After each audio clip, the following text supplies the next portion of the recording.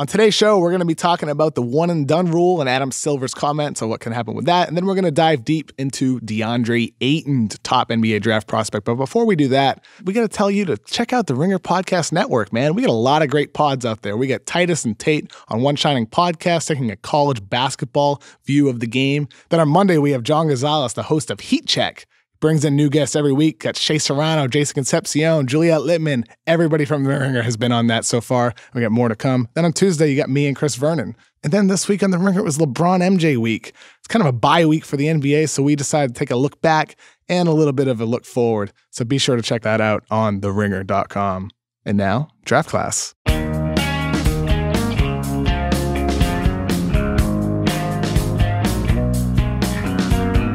Welcome to the Ringer NBA show. I'm Kevin O'Connor, and this is Draft Class. Calling in from Dallas, Texas, as he does every Friday, is fellow Ringer staff writer, Jonathan Tjarks. What's up? Hey, man. Just got back after a fun All-Star weekend in LA. I had a great time, but I got to say, the city, a little overrated. Traffic is horrible. Everything's very expensive. You know I'm right. Oh, come on, dude. I just moved here. I'm loving it. It's a little chilly now, but it's so beautiful, dude. The sun's out every day. I got 3 words for you. Cost of living. What do you think about that, Isaac? Oof. Wow. That's a colossally bad take. Absolutely ridiculous. Listen, Tjarks, you know, all my interactions with you before this moment right here was very positive. And now I have a negative tint to your image. Oof. I mean, the truth is hard to handle. I get it.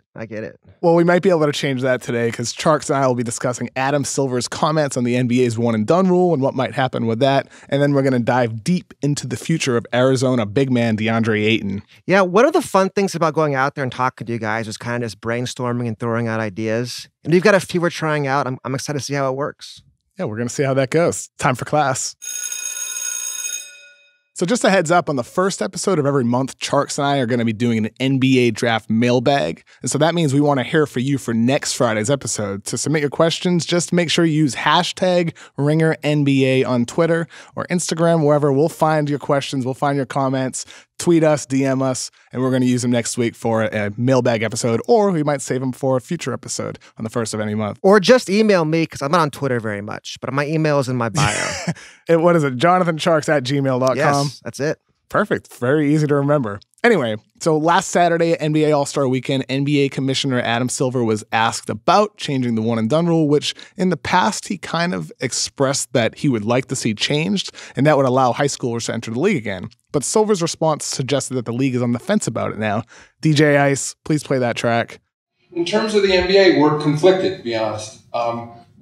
We're outside of our cycle of collective bargaining right now, which is when we generally address an issue like that. But Michelle Roberts and I have also agreed that there's no reason we shouldn't at least be discussing it right now. So we've had some meetings with the Players Association where we've shared data on success rates of young players coming into the league. We've talked a lot about youth development in terms of whether we should be getting involved with some of these young players even earlier than when they come into college. And from a league standpoint, on one hand, we think we have a better draft when we've had an opportunity to see these young players play at an elite level before they come into the NBA. On the other hand, I think the question for the league is, in terms of their ultimate success, are we better off intersecting with them a little bit younger? Are we better off bringing them into the league when they're 18, using our G League as it was designed to be as a development league, and getting them minutes on the court there? And there's also a recognition that for some of these elite players, there's no question that they can perform in the NBA at 18 years old.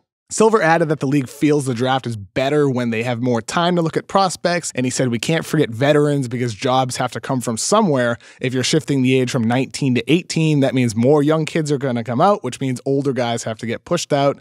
And he said since they're outside the cycle of collective bargaining, they can take time making this change. So Tjarks, what side of the fence should Silver really be leaning here? See, I've always kind of been more of a pro one-and-done guy. For starters, I'm not sure it really helps either side. As he mentioned, like for the player side, that's just taking jobs out of veteran guys. Why do they want to do it? And for the owners, you got to pay more money to develop guys. It's hard to draft them. I feel like for the most part, it has worked pretty well over the last 10 years. Yeah, I'm cool with it too. Honestly, I think the one and done's been a little bit better than I maybe would have expected it to be when it was installed. But with that said, as a fan, from an outside point of view, I like seeing those guys come in when they're ready. I think the problem is when you're going to have guys going into the draft when they absolutely should not be entering the draft. That's bad for their life. They're not getting an education. They're probably not going to get drafted quite as high because teams aren't going to want to risk taking an 18-year-old kid who isn't ready for the league. Like you said, takes a greater investment. But there are guys who are ready to come. We lost 2 years of Ben Simmons because he wasn't able to enter the league immediately. There's guys in this year's draft who probably should have had the ability to enter immediately. And that's where I think for the players, giving them the choice would be a positive thing for the league. And then for teams, the more variance in the draft, man, can be good. Like if you have some guys that enter the league when some teams have them 25th, other teams have them ranked 5th, that's how you find steals. And that's something I would like to see from an excitement standpoint as a fan. See, I worry though, from the other side of it, I feel like the draft already is pretty high variance. Like the teams that are good at drafting make a killing already. There are a lot of teams that just frankly aren't very good at it. And maybe it's kind of weak to say, but those teams have to be supported. I know my Mavericks, if they're not drafting guys after high school, who knows who they're going to draft? And you're talking about guys like Jordan Bell, who the NBA saw 3 years of him in college, and yet he still fell to 38th, and still the Warriors were able to pluck him out and trade for him on draft night. Those are the type of guys you're talking about, right? See, I think for me, the concerns more is someone like Andrew and Aaron Harrison. So you remember them in high school. These guys are like, oh, they're for sure lottery picks. They're going to change a team. They have this great size for guards. They get to college and everyone's like, Cliff Alexander, another one. Yeah. They're like, oh man, these guys are really slow and just not very good. They kind of got exposed. Now imagine if you're an NBA team, you draft Andrew Harrison number 5 overall. That could sink your franchise for years. Of course. And that's what I think Silver was kind of hinting at here. Because when he last spoke about this in September or October, I forget when exactly it was, I think Adrian Wojnarowski reported that there was movement towards removing the one and done. And that aligned with everything I was hearing, that it seemed like a lot of executives expected perhaps the 2019 draft would be the draft that would allow high school players to come in. So that means the now current 2020 guys would be allowed to come in 2019. But that seems to have changed, and I do wonder if, along with what you're saying, Tjarks, that NBA executives are like, whoa, wait a minute here. We want more time seeing these guys, not less time when we have to go across the country to little high school gyms where these players aren't playing at a high level against a higher level of competition like they do in college. So I do wonder if maybe NBA executives don't want to see it changed, but I have heard from some in the league that absolutely would, because they do want that higher variance. They do want the Andrew Harrisons and the Aaron Harrisons getting drafted 5th, because that means the guys that they perceive that they have an edge, they're going to be able to get later in the draft. I mean, I think for like the really sharp guys, this could help them a lot for sure. I'm just not sure that making it better for the really sharp guys is better for the league as a whole, because there's a lot of teams that kind of need help. So the good teams get better, the bad teams get worse. Yeah, we're already kind of at that point. Would you be okay with the one and done rule if players that entered the league could come in immediately out of high school, but if they went to college, they had to stay for 2 years? Would you be okay with that, or is that just a lateral move in your eyes? See, to me, that's just lateral movement, because like all the problems of drafting high school guys are still there. And now you're just making them stay an extra year if they're not quite ready. I get the perspective from like a moral perspective. It does seem a little weird that these guys can't make money at 18. It's just when you try to actually apply it practically to the league as it is now, it's not as hard as it might seem on the surface. And really, it's not the NBA's concern how it is morally as much as it might bother us. This is a business. There's a lot of money on the line here. So you mentioned it's a business. I know there's quite a few people out there who would like to see the NBA kind of adapt the European model by opening more academies. And Silver did allude to that, saying, maybe we should interject at an earlier age. Is that something that you would like to see as kind of a full measure, rather maybe than keeping the one and done, or just removing the one and done as more of a half measure? Yeah, see, I actually did a story on this before the start of the season. And I went out to FC Dallas, the soccer team here, and they have an academy for like guys as young as like 11 or 12 years old, where they get hands-on training, they interact with the players, and then they go to school like for half the day after they work out all morning. That's the kind of change. If we're going to make a change, let's make a real change. Let's not go a little half measure, let guys go after high school. Because realistically, a guy like Deandre Ayton, he should probably be a pro at like 16 or 17. He's already wasting his time in college from a big picture perspective. If you want to read Tjarks' article, we'll link to that in the description of the podcast. Great article by Tjarks last September, focusing on kind of the European soccer model and how it can be applied to the NBA. But Tjarks, I kind of have gotten some good feedback from maybe people on that, and it's changed my mind because I was with you. And one of the thoughts that was bounced back at me was, well, in Europe, one of the problems that they have is that when you are bringing in younger guys to play soccer or basketball or whatever the sport may be at 14, 15, 16 years old, oftentimes those kids are getting pulled away from an education when really they might not have a real future playing professional sports. So their time may be more dedicated to sports and they may be getting better training. And that may help a lot of guys develop ahead of their future professional careers. But for the guys they don't, yeah, from a moral perspective, not a business perspective, it can be hurting a lot of guys. And that kind of made me hesitate. Like, well, wait a minute. Maybe this isn't the best idea if it's hurting kids that don't have a future in the NBA or don't even have a future playing internationally for that matter. So that's kind of made me hesitate with going that far. I heard that response too. And the thing about it is, in the FC Dallas model, like these kids, they go to school like 4 or 5 hours a day. They're going to prom. They're going to all this like high school stuff in the afternoons.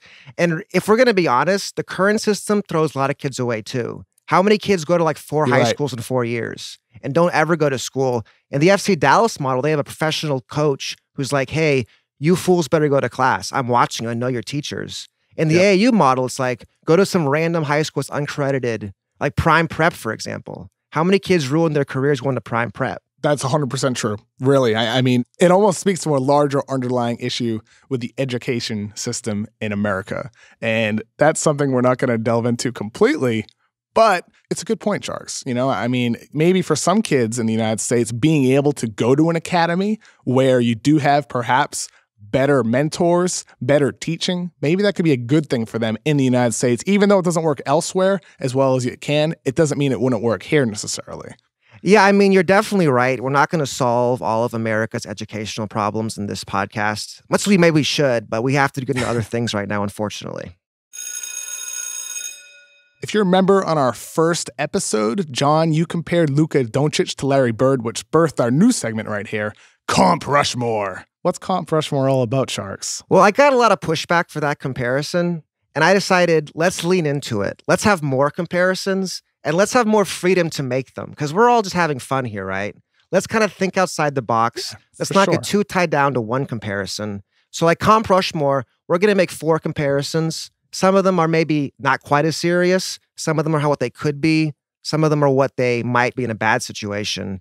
And we're just going to try to find a happy medium somewhere in the middle.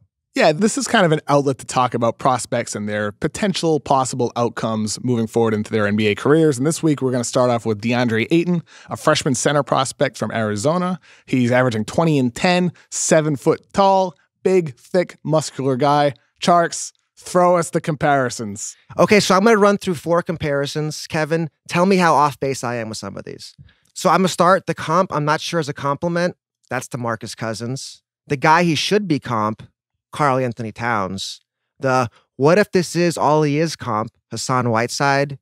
And then I think the one that's going to be people most upset, how good would this guy be in today's NBA comp? And that's Patrick Ewing. Oh, so are you saying with the Patrick Ewing comp, because Chris Vernon on last week's episode of the Ringer NBA show kind of hated on me for comparing Ayton to Ewing. Are you saying with the how good would this guy be if he were in the NBA today comp that maybe Ewing isn't as much of a compliment as people might think it is? I'm not even sure. Like, I remember like when the Knicks hired Don Nelson back in like 96, Don Nelson, the prophet of small ball, who kind of saw the whole league, how it was going. You love small ball so much, Tjarks. And yeah, and Nelly was like, Patrick Ewing, I mean, he's great, but I want to shoot threes, man. I want to spread the floor. I don't want to throw it inside. I'm done with this. And the Knicks had no time for it. They fired Nelson right away. But maybe he was onto something. Maybe, and like, let's be clear, Patrick Ewing is a great basketball player. He'd be great in any era.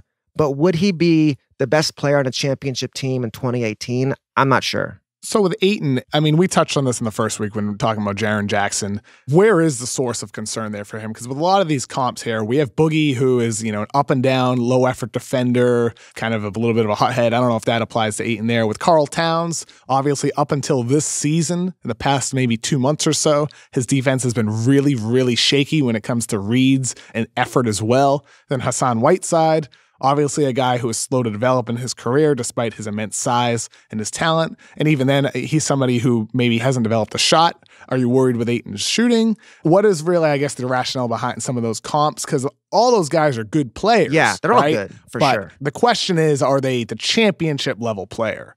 I think for me, the concern is if you look at like Ayton's defense versus a guy like Towns or Whiteside or even Cousins in college, Ayton blocks fewer shots than those guys. And shot blocking is clearly not the whole end-all be-all of rim defense. But if you go and watch him play, he just doesn't seem to have much defensive instincts. And those are things that don't necessarily develop in time. Towns has gotten better on defense in the NBA, but he was a really, really good defender in college. And Ayton just has not been. And so if Towns took 3 years to be good, how long will Ayton take to become a good defender? Well, I think with Towns, I mean, that's kind of my big question here is with Towns, he was a really good defender at Kentucky, and Ayton is up and down, missed rotations are an issue. Sometimes he's slow to read plays. And as you said, his block rate is quite low at Arizona. But with Towns, he was supposed to be a guy who made an impact defensively immediately. Ayton is supposed to be a guy who's going to be slow to develop. And I wonder how much maybe are we not looking as much as situation, the guys around him on the court, what the player is asked to do, whereas maybe it'll flip again. Maybe Ayton will become an impactful guy immediately in the NBA, whereas Towns didn't meet expectations. Maybe it's actually Ayton's offense that might take a little bit longer to develop. I understand this is just a hypothetical, but with Towns, I was so confident that he was going to come in immediately and be an impact player. And he fell into a really good situation with Minnesota, having Kevin Garnett as his mentor. And he still has been really slow to develop over the past 3 years. And that's why, for me, it's like with that comp, it's tough because your expectations for a player aren't always met. Sometimes the opposite actually happens. Towns went boom as an offensive player right away, not on defense. I was always a little more skeptical about right away because interior defense in the NBA is just so difficult. Even for like these incredible athletes who are 7 feet, 250, wingspan, speed, you have to not only play against bigger players and guard bigger ones, it's like you can't even really be reacting to plays on the NBA level. You have to be anticipating. That's what makes a great interior defender. You have to be totally aware of what's going on. You have to see all 9 players around you. You have to know what they're going to do. You have to call out coverages. It's a very, very mentally demanding position that takes a lot of time to learn. And that's my big concern with Ayton is, yeah, he's big. Yeah, he's fast. He's great. He's incredibly skilled. But Hassan Whiteside has all those things, and he doesn't really impact the game all that much as you might expect given his skill set. I think with Ayton, a lot of his success is going to come down to situation. And so for that, we're going to move on to our new segment to discuss Ayton. On Monday's episode of Heat Check, host John Gonzalez came to our podcast studio and broke our crystal ball. Philly guys, man. You can't trust them. We need something new. So we asked Jeff Chow, COO of The Ringer, if we could get something new. So we went to eBay and we bought a time machine from this guy named John Teeter. He claimed to be a time traveler. So John Teeter, thank you to him. Shout out. And now we're going to go into the time machine and find out 5 years from now what Deandre Ayton's destiny will be in the NBA.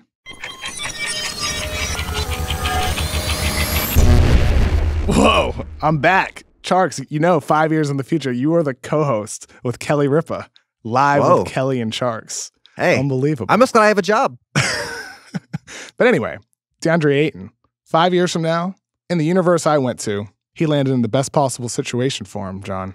He went to the Cleveland Cavaliers. Oh, interesting. And this is a situation for him. Playing with LeBron, playing with a guy who can be a mentor for him and set an example for him. This is what I hope happens with Ayton in our reality. That Ayton lands in a situation with a winning team or a team that's on the cusp of winning, a team like Cleveland, a team like Boston, where he's surrounded by veteran influences within a winning culture that he's able to adapt to. And I think with him, that's where my big question is. Where does he land? If he goes to a losing situation where there's not a lot of veteran influences, I think that's going to be bad for him. If he's going to a situation where they're going to change coaches, where it's 2 coaches in 4 years, that's going to be rough for him. And we're going to be asking questions about, is he a guy who's going to be best on his second team in his 6th year?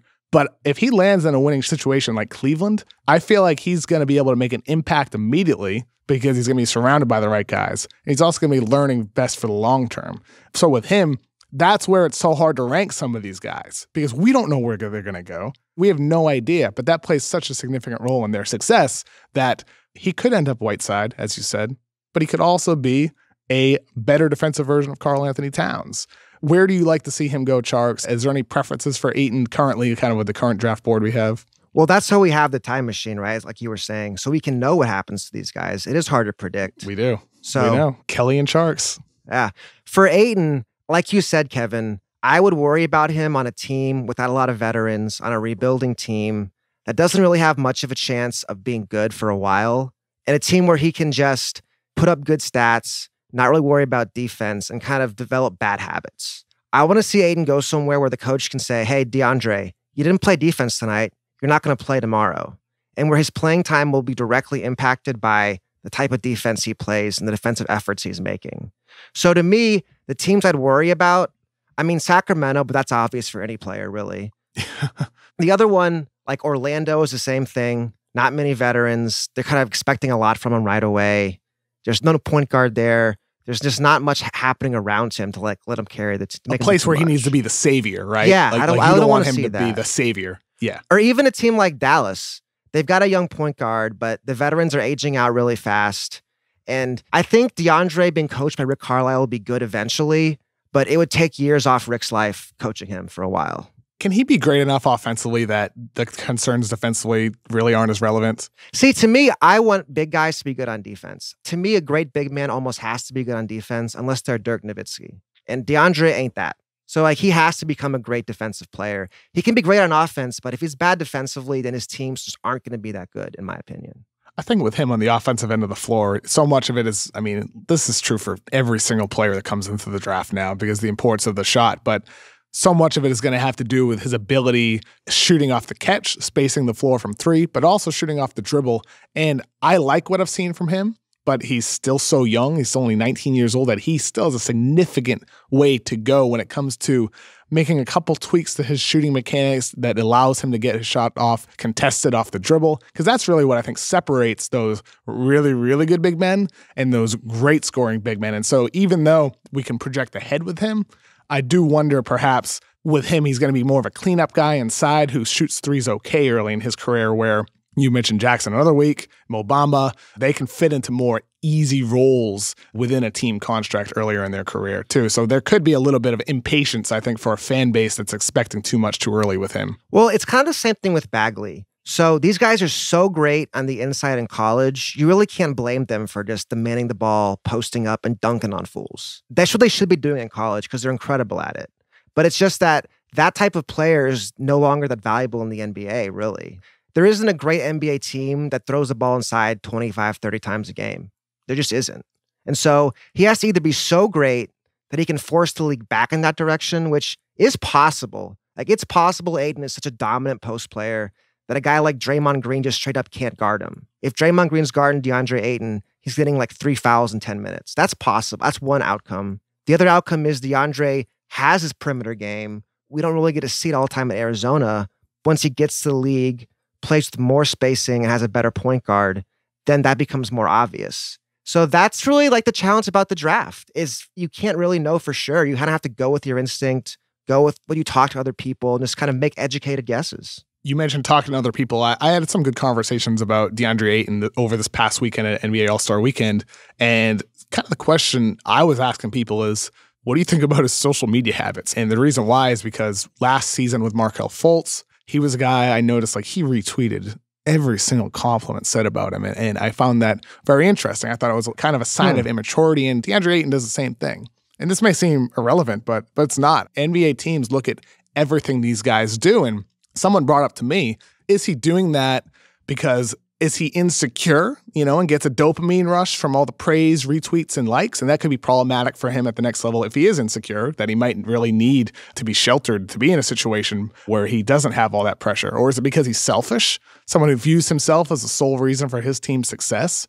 Is it because he's a follower and he sees his other teammates do it, so he does it? And that's not a bad thing, right? I think if you're someone who adapts to the people around you, if you put him in a good situation, that's a good sign. Is it because he has school pride? Is it because he knows like he's getting people excited about the game, which is totally cool? And I don't have the answer to that, but the answer matters because teams talk to every person connected to these players. So with Ayton, they're going to talk to his high school guidance counselors. They're going to talk to his coaches, to his friends, his family, and it's all going to be with the mission of building a psychological profile of a player who a lot of our questions, John, are about really things that he has a long way to go on, and it's going to take a significant amount of work to do, whether it is ability to read the floor on defense, putting the necessary work in, watching film, whether it is developing his jump shot and improving his shooting mechanics with working closely with his coaches and having the willingness to learn.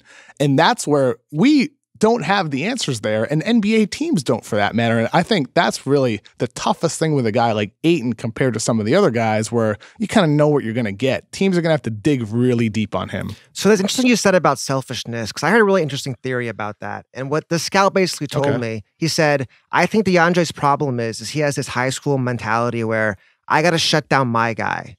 I got to win my matchup. And like, that's his main concern. And so he's not like, I'm going to help somebody else block a shot or recover. He's like, I'm going to do me, you do you, and I'm going to play my role. And he's not seeing like the bigger picture of your job as a center is to be the quarterback of the defense versus being a cornerback who just takes out one guy. Your job is to kind of play the whole team. That's a strong analogy there with him playing the corner role right now. And I do kind of see that with some of his missed rotations. And, that's what you need to figure out, right? Is he missing those rotations because he doesn't have the ability to read a defense at the speed and the pace that you need to in order to be an effective rim protector? Or is he doing it because, he's worrying about just covering his own guy? He's not worrying about help team defense. And if he is worrying only about that now, can he change? Can he change being around better culture? But guess what? Arizona is a pretty good culture to be in for a college player. It's worth mentioning with Arizona. Everyone in the NBA is waiting for this to happen. Is at some point, Sean Miller's going to say, look, Dusan Ristic, you're a nice big man. You're a senior, blah, blah, blah. Get off the court. We're going small on 8, and we're putting 4 guards around and let him play center. Exactly. Because DeAndre plays a lot of power forward right now, and it's really not the best place. It kind of reminds me of Miles Turner at Texas, where Texas had these older big men, and they were just kind of clogging up the court, getting in his way. And at some point, Sean Miller's got to go small around DeAndre Ayton. Otherwise, it'll be like Lowry Markkanen last year. We had this incredible talent, and he flames out in the Sweet 16 again. For sure. And I think that's another part of it. It's one of my frustrations often watching college basketball is there's so many too big lineups. And granted, that's so utilized in today's NBA. Put it this way. We're not seeing Ayton play enough center with a stretch 4 next to him. And that's exactly the type of role he'll be playing in the NBA, or he'll be asked to play, at least at the next level. And I think with Ayton, though, Tjarks, one of the things that I do like with him, and this is on the offensive end of the floor, but he's a really good passer. He's really good. I mean, he had a kick-out pass, I think it was last week, maybe against Arizona State or the week before, whenever, where he made a perfect read after getting the ball on the roll and the pick and roll and just kicked it out. And that's the type of play he's going to have to make at the NBA. And I think that's a sign of unselfishness that bodes well for him if he has the ability to learn and pick up the nuances of the defensive end of the floor. Yeah, and I mean, I think too, passing, I feel like passing is kind of like the skeleton key. Whereas if this guy can pass, read the floor in offense, it says like high basketball IQ, ability to process information quickly, and his ability to anticipate as team what you're going to do. So I'm always a big fan of guys who can pass the ball. And I feel like it tends to correlate well to NBA success. So we're going to move on to extra credit. There's plenty more to learn about DeAndre Ayton. If you want to read Jonathan Tjarks on Ayton, find John's article either in the description below. It's a great article by Tjarks, posted on theringer.com in December or January, I believe, that focuses on a lot of the topics we talked about with some video in there about his defensive issues. Or you can watch Arizona versus Oregon on Saturday. It'll be Ayton's second game against Oregon. They play zone defense, so it's not a perfect barometer for gauging an NBA player, but I think it's important to look for the way he cuts against that team, and they have some firepower on that end. And passing, too. Like, you want a big to pass out of his zone. So you're just kind of watching his feel and can you read the defense? Exactly. I believe he had a great pass. If you watch his YouTube video highlights against Oregon, there's a pass in there that he made. Just a perfect kick-out pass, a fastball, accurate to an open three-point shooter who I think missed the shot. But that's the type of play that I'm looking for. As you said, Tjarks, it's the skeleton key to a guy's offense, especially for a big man. It should be a fun matchup. Oregon also has Troy Brown, a guy getting first-round love on the wing. So it'll be a good chance to see Ayton against some other NBA caliber players. Troy Brown, great Patriots wide receiver, moving on, now having a solid college basketball career, potential NBA player too. So Isaac, you get some grades for us. Did I just blow my grade? That Troy Brown comment? You might have. You know who actually blew their grade is Jonathan Tjarks. Because you insulted Los Angeles in the first minute of the podcast. As a Los Angeles native, I could not let that go. Honestly, I just zoned out for the entirety of the podcast. I was just thinking about how you called my beloved city overrated. To think all my beautiful takes. Isaac, you missed so much. Oh, I had so many great takes. I'm sure I'll be able to listen to all your basketball takes on my listen back while editing this, but your one take really ruins it all. So yeah, Tjarks, you fail, actually. You get an F. Our very first F on this podcast. Tough grader, man. Jeez. At least you didn't get an F+ like I gave to Lowry Marketing. Nice self-referential joke, Nice. Kevin There you O'Connor. You know, when you were talking about the one and done rule and talking about the socio-political implications of the American education system, that's a big plus. You know, we like to be conscious on this podcast. But then you called me DJ Ice. Which is not factually accurate because I retired from my DJ career when I started working at The Ringer. Oh, you were a DJ? That's cool. I didn't know that. Yeah, it's part of how I paid myself through college. Oh, man. And then you made this Troy Brown reference, which is, again, showing your homerism. Oh, come on, man. He's a great receiver. I'm the only one who is able to be homeristic on this podcast. Therefore, you get a B-. Okay, I'm cool with that. Hey, it's a Boston B. That's like a 2.7 GPA. That's get through college. It's definitely better than an F, which is what Tjarks got. Yeah. Oh, man. Jeez, just dunk on me harder, please. I love LA, Isaac. I love it. It's beautiful here. It's a wonderful place. Everybody looks like Chandler Parsons or Chandler Parsons' girlfriend in LA. Especially the Ringer staffers. That is, y'all are a good-looking bunch. I gotta Yes. see everybody out there. Shout outs to my bosses. Well, thank you for listening today. Make sure you watch Stats Under Duress with me and Jason Concepcion. Oh, this is pretty great. Definitely worth checking out. It was fun. It was crazy. There's a very embarrassing moment in there for me, so make sure you check that out. And make sure, please, submit some questions for me and Tjarks. Use hashtag RingerNBA. Next Friday's episode, we're going to be answering all your questions, comments, and we might save some of them for future podcasters. We're going to be doing this on the first episode of every month, so please do that. And also, just give us a great rating on iTunes, wherever you're listening to podcasts on the Ringer NBA show. Tjarks, thanks for joining me today. Yeah, thanks for having me on. I had a good time. Have a great weekend, everybody.